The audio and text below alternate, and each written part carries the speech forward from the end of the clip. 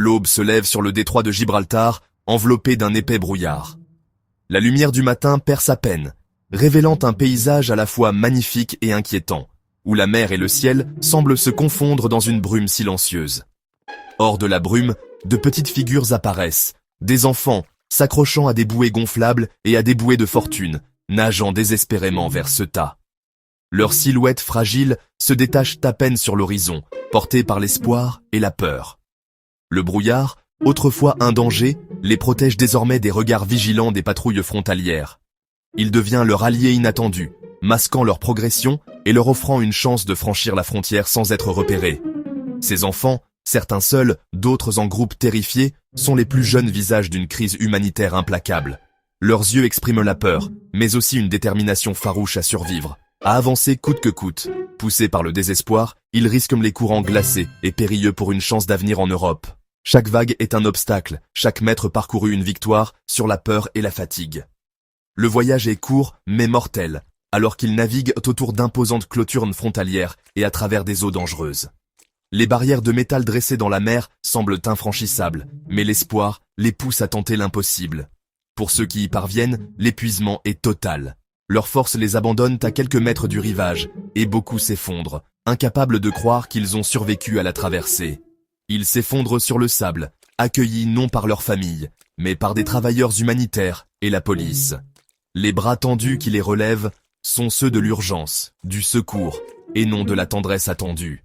Désormais étiquetés comme mineurs étrangers non accompagnés, leur calvaire est loin d'être terminé.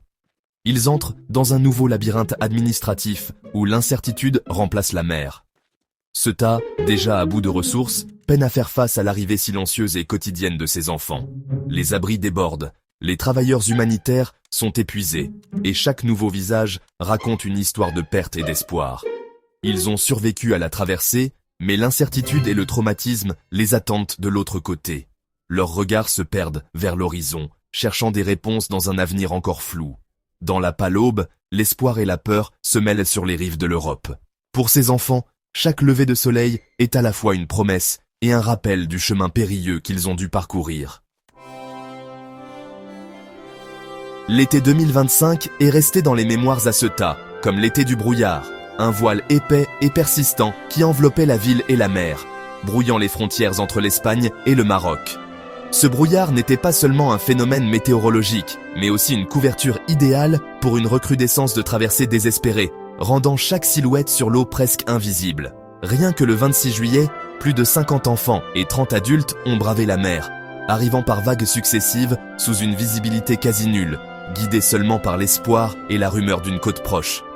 Ce schéma s'est répété pendant des semaines, chaque nuit apportant son lot de tentatives. Des centaines de personnes défiant les courants, certains interceptés par les autorités, d'autres passant inaperçus dans la confusion du brouillard. Les arrivées sont de plus en plus diversifiées, reflétant la complexité croissante des crises mondiales et la multiplication des routes migratoires. On voit désormais des Marocains, des Africains subsahariens, des Sud-Asiatiques et, fait nouveau, même des réfugiés de Gaza, tous réunis par le même désir de trouver refuge. La plupart comptent sur de fragiles dispositifs de flottaison improvisés à la hâte, souvent inadaptés à la violence de la mer. Certains n'ont que des brassards pour enfants, d'autres des bouées de natation. Et beaucoup n'ont rien du tout, affrontant les vagues à main nue, portés par la seule force de leur volonté. Ils planifient leurs tentatives avec soin, guettant le brouillard et les vents favorables, calculant chaque détail, car la moindre erreur peut être fatale. Chaque traversée est un risque calculé, où la nature devient à la fois bouclier contre les regards et menace implacable, rendant chaque mètre parcouru incertain. Pour beaucoup, c'est un dernier et désespéré coup de dé. Une tentative ultime pour échapper à la violence, à la pauvreté ou à la guerre, dans l'espoir d'un avenir meilleur sur l'autre rive.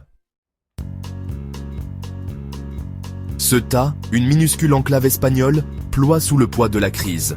Conçu pour n'accueillir que 27 enfants, ces refuges abritent désormais plus de 500 mineurs non accompagnés. Les abris d'urgence et les entrepôts débordent et les ressources sont à la limite de la rupture. La ville, qui représente une fraction du territoire espagnol, prend désormais en charge une part disproportionnée des enfants migrants du pays.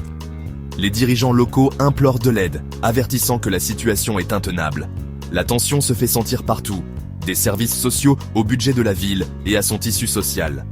Les solutions temporaires ne peuvent pas résoudre une crise de cette ampleur. Sans soutien national, Ceuta est laissé à gérer l'impossible. Chaque jour, de plus en plus d'enfants arrivent, et le canot de sauvetage de la ville prend l'eau. Les appels à l'aide de Ceuta se sont heurtés à une impasse politique. Un plan gouvernemental de redistribution des mineurs à travers l'Espagne rencontre une forte résistance de certaines régions, ce qui bloque tout véritable soulagement. Les querelles politiques ont transformé le bien-être d'enfants vulnérables en un champ de bataille partisan. Le président de Ceuta insiste sur le fait qu'il s'agit d'une responsabilité nationale et non d'un fardeau pour une petite ville. Les abris surpeuplés restent la norme et les enfants sont piégés dans un vide bureaucratique. La crise met en lumière une lacune dans la politique migratoire. Les régions de première ligne subissent le poids, tandis que la solidarité reste insaisissable. Des cadres juridiques existent, mais sans volonté politique, ils n'ont aucun sens. Pendant que les politiciens débattent, les enfants attendent, pris entre l'espoir et un système qui les abandonne. La traversée à la nage vers Ceuta est l'une des routes migratoires les plus meurtrières au monde. Chaque année, des centaines de personnes tentent leur chance, espérant atteindre la sécurité et une vie meilleure de l'autre côté de la frontière. Mais ce passage, qui semble si proche, se transforme souvent en cauchemar. En 2025, au moins 155 personnes, dont des enfants, sont mortes en tentant de traverser de l'Afrique du Nord vers l'Espagne. Pour beaucoup, la mer est devenue un cimetière silencieux. Leurs noms oubliés, leurs histoires perdues dans les vagues. Les familles endeuillées restent sans réponse, hantées par l'absence de leurs proches. Les digues destinées à protéger le port sont devenues des obstacles mortels, faisant des victimes dans les eaux turbulentes. Les brise-lames, hérissées de barbelés, transforment la côte en piège, où chaque vague peut être fatale. L'hypothermie, l'épuisement et les courants imprévisibles sont des menaces constantes, surtout pour les enfants munis de fragiles aides à la flottaison. Beaucoup n'ont jamais appris à nager, et la peur se lit dans leurs yeux à chaque instant passé dans l'eau glacée. Les migrants doivent échapper aux patrouilles, risquant de chavirer et de se noyer dans le chaos. La nuit, la mer devient encore plus dangereuse, et la panique peut s'emparer du groupe à la moindre alerte. Les survivants décrivent la terreur, l'épuisement et l'agonie de voir des amis disparaître sous les vagues. Certains ne se remettront jamais des images gravées dans leur mémoire, marquées à vie par cette traversée. La frontière est impitoyable, et la mer est indifférente. Ni l'une ni l'autre ne fait de distinction entre l'espoir et le désespoir, entre l'enfance et l'âge adulte. Chaque traversée est une course à haut risque, contre la nature et l'autorité. Les migrants savent qu'ils jouent dans leur vie à chaque instant, mais l'espoir d'un avenir meilleur les pousse à continuer malgré tout. Derrière chaque statistique se cache une histoire d'espoir, de pertes et de risques inimaginables. Ce sont des rêves brisés, des familles séparées, mais aussi une incroyable résilience face à l'adversité. Les médias sociaux sont devenus une force puissante dans la crise migratoire. Des plateformes comme WhatsApp et TikTok diffusent à la fois des informations et des rumeurs dangereuses, alimentant des vagues de traversées. Les messages viraux promettent des fenêtres d'opportunité, minimisant souvent les risques mortels. Des conseils pratiques, quand nager, quoi utiliser, circulent rapidement, mais aussi des illusions de sécurité. Pour les jeunes désespérés, ces chuchotements numériques rendent le voyage possible, voire inévitable. Les autorités peinent à contrer la désinformation, car les rumeurs dépassent les avertissements officiels. Les médias sociaux agissent désormais comme un organisateur non réglementé de voyages périlleux. Le smartphone, symbole d'espoir, peut aussi être un billet pour la tragédie. Alors que les enfants émergent du brouillard sur les plages de Ceuta, leur crise reste largement invisible pour l'Europe. Le silence permet la complaisance et l'inaction, laissant Ceuta supporter un fardeau qui appartient à tous. Protéger ces enfants est une responsabilité nationale et européenne, pas un problème local. Leurs histoires, de résilience, de traumatisme et de survie exigent d'être entendues. Les abris surpeuplés et la paralysie politique ne peuvent être la réponse.